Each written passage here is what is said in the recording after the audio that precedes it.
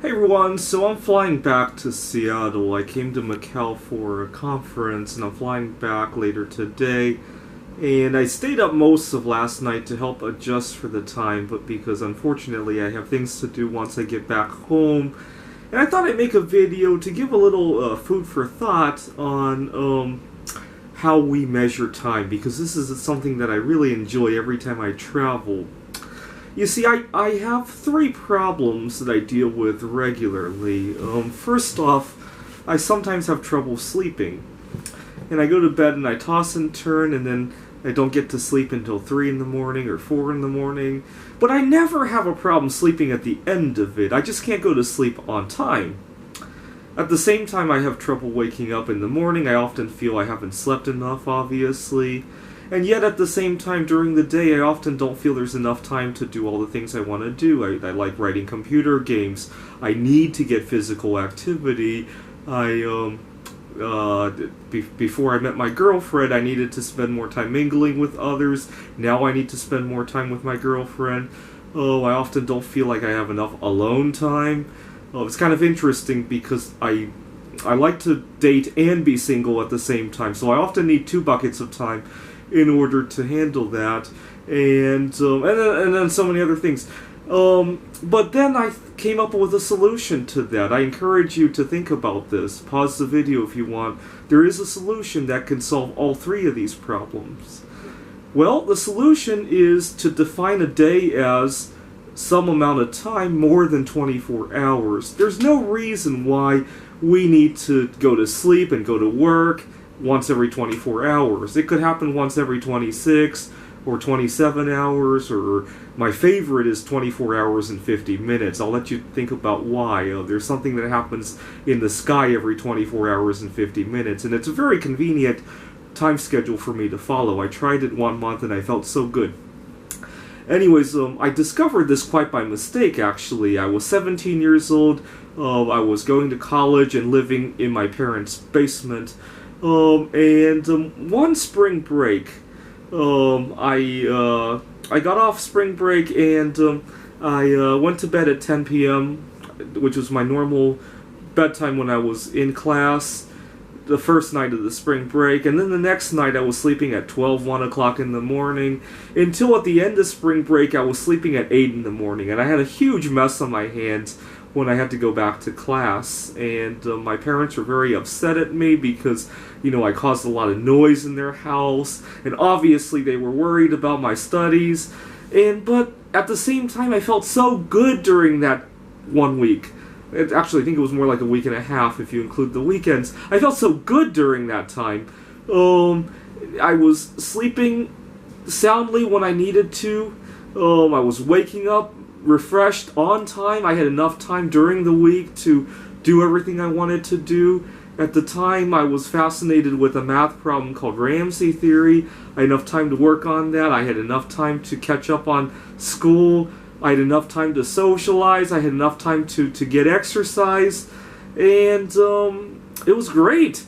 But I went back to class and I had all the same problems that I had again, because there weren't enough hours in the day. And this is very apparent every time I travel. So Macau is 9 hours before, actually I think it's 15 hours ahead of Seattle. And when I first got here, my first night, I went to bed really early, I think 6 p.m. And I got up at 2 a.m. and I had enough time to go out to exercise. Macau is very safe, even at 2 a.m. to go take a walk. So that was nice. And then I started to sleep later and later and later until by the end of the trip, I was going to bed at midnight, which is my typical bedtime over in Seattle. And I felt so good during the trip in terms of my schedule. I had a rough time with Macau because of the culture, but at least I was sleeping very well. I was waking up when I needed to. I was getting enough time to do everything I wanted to do. Unfortunately, I couldn't cook my own food here, so I had to spend a lot of time looking for food. I have some dietary restrictions, if you will. But at least I got exercise when I was doing that, so that was good. I'm gonna fly home and probably have a few extra hours over the next few days. Unfortunately, I have to go back to work right after I arrive home, so I have don't have that luxury. But sometimes, if I don't have to immediately go back home to work, I get to repeat the whole thing again when I go back home, and I feel so good. But it's kind of funny because I was looking at statistics, and people tend to have more car accidents the day after daylight savings times adjustments on both directions, which is kind of fascinating to me. I would think that the one in October, where we get an extra hour, would feel so good. Unfortunately, October is usually a pretty turbulent time for me at my workplace, so a lot of times that extra hour just gets lost in the shuffle. But I don't seem to mind losing an hour back in April either, because you know what, I'm starting to wake up from, I have seasonal depression pretty badly, and April is around the time when I start to wake up from it, and so losing an hour is a lot more bearable as a result. But I really like these time schedules. I live in Seattle, and I have friends and family in the East Coast. My family was in Pittsburgh. They're moving soon. I don't know if they'll stay in the East Coast, but if they do, one of the things that I really dread about any sort of vacation is going home after the vacation. Sometimes toward the end of the vacation, there's a little countdown, like, oh my god, 3 more days, I gotta go back to work, 2 more days, 1 more day, 5 more hours, 4 more hours. And one thing I really like about going to the East Coast is I tend not to dread that, because I know when I get back home, I'll have a few more good days because of those 3 extra hours. And, gee, where else have I know I really love adjusting for time. Sometimes I almost want to go travel somewhere just to have those extra hours in the day. See, when I'm in Macau right now, but when I go to Europe, sometimes our conference is held in Amsterdam. Instead of adjusting 9 hours ahead, I tend to adjust 15 hours back. I tend to do a lot better that way, and then have an extra 2 or 3 hours every day for the first part of the trip. Anyways, about the 24-hour 50 minutes, the reason I like it is because that's how long it takes the moon to rise from one day to the next. When I was in between jobs 2 years ago, I had gone to a church to connect with people in our local community, and they had a flyer out, and the photograph of the church was kind of embarrassing, and I decided to help them take some good photographs of the church. And toward the east of our church, there's this big open scenery, and I decided I could capture the moon rising over the church. And I wasn't sure which phase of the moon would look best behind the church, so I decided to get every phase of the moon for a month. And so I adjusted my sleep schedule to allow for that, and I felt so good during the month. I guess I felt good because I was helping to contribute to the church, and I felt good to be somewhat productive, even though I was out of work. And at the same time, I had enough time to go out and look for that dream job, and I eventually found it. So, and I had enough time to sleep. I had enough time to get exercise. And my body just doesn't do well to 24 hours. And when I look around in my society, it doesn't seem like anybody's body is doing well on 24 hours. I see a lot of people with insomnia. You know, if you ever stay up late at night and watch TV commercials, every other commercial is about some drug to help insomnia. You know, I see so many people at my workplace that are walking zombies. They haven't slept very well in years, it looks like. I see so many people not have enough time to connect with their friends and family or to get some exercise. You know, and I see so much trouble in our world. Look at the shootings, when, you know, these kids should have been back home sleeping instead of going to school, shooting up the school. And, it makes me wonder, especially in today's age where we actually don't even save all that much energy when we have daylight savings time, because lighting is so cheap. You know, here in the hotel, every light I see is either one of those LED lights or one of those mercury lights. They're very cheap, and the air conditioning is much more expensive.